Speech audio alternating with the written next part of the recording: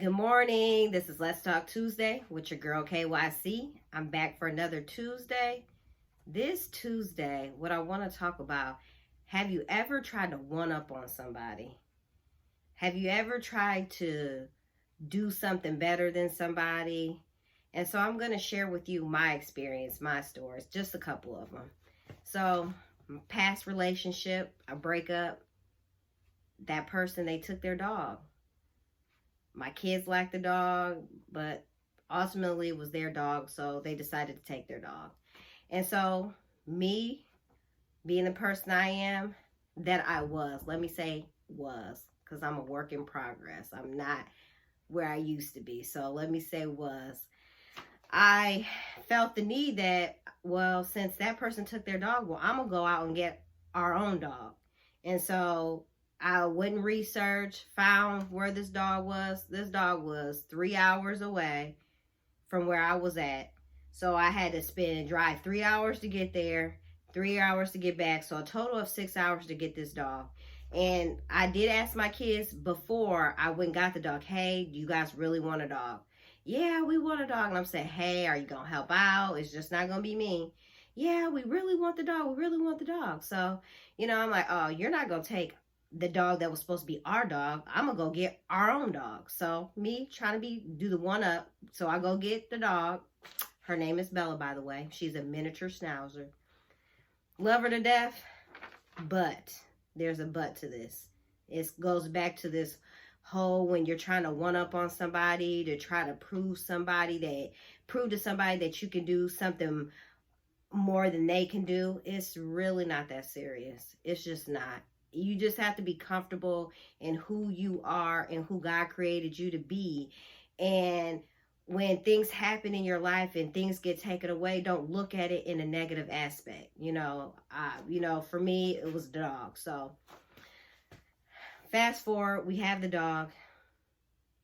I'm the only one that cares for the dog. I'm the only one that takes the dog out for the most part. Let me say, I'm doing out of 100%, I'm doing 75% of what I'm doing 75%. The kids, they got the other part. So which isn't too much. So I take the dog out, feed the dog, do all this. They really don't, they're not even dog people. You just have to be dog people. They're not dog people. They're really not animal people. But so we have our dog Bella, and she's a runaway. When I say she's a runaway, I literally mean she's a runaway. Any chance she gets, she's escaping and she's gone. When you say Bella come back, Bella is not coming back. Bella is gone. She is taken off.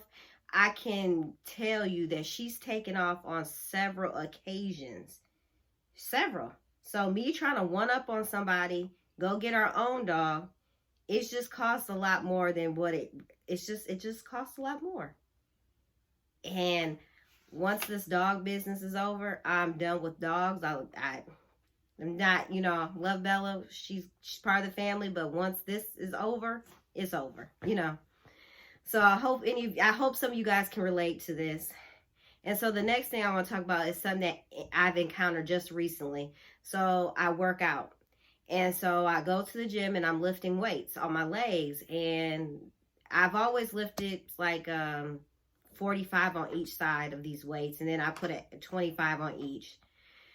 Well, I decided, like, you see all these people in the gym and you see all these people lifting all these different weights. And then you go into, well, man, I've been working out for 5 or 6 months.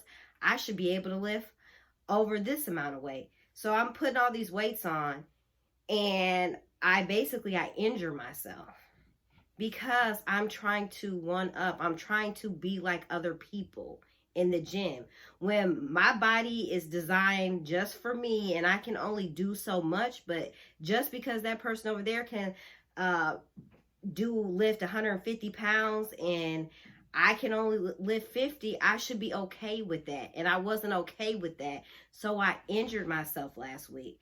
And when I injured myself, I injured my left side. And when I tell you I injured it, I was down for a whole week. So this is my first week back to the gym. So I've never since I've started working out, I've never taken a whole week off. So, on so many levels of this message is, for me, and I hope it's for you too. Just be comfortable where you're at. Don't allow people to make you feel like you need to do something different. Just be okay with it. And the okay that I'm talking about is just accepting where you're at. And I'm not telling you that you shouldn't want to grow and be persistent. I'm not saying that.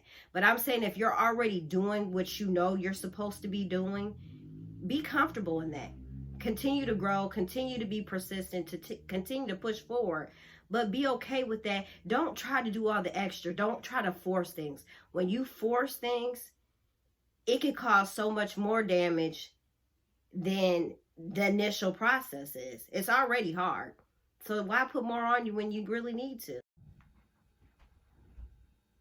Don't forget to check me out on Tuesdays with Let's Talk Tuesday with KYC on YouTube. Hit the notification button. Leave me a comment on some of my videos. We have Ruth Moments with Lakeisha Lewis on YouTube on Saturdays at 3 p.m. Central Standard Time.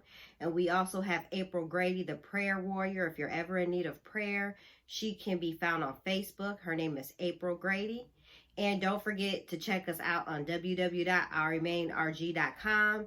We have one-on-one coaching with myself, Kenya Coleman, and Lakeisha Lewis. It's AIM All-In Mentorship. And we also have AIM All-In Mentorship as a group. Come and have a seat at the table. Bring your talents and treasures and your gifts. If you want a more intimate setting and you want to grow spiritually, come join us. And I'm also a spirit-led coach. I specialize in healing and deliverance. And I specialize in encouraging people. It's never too late to start over again. And I'll love you back to life. And until we talk next week, you have a blessed week. Bye.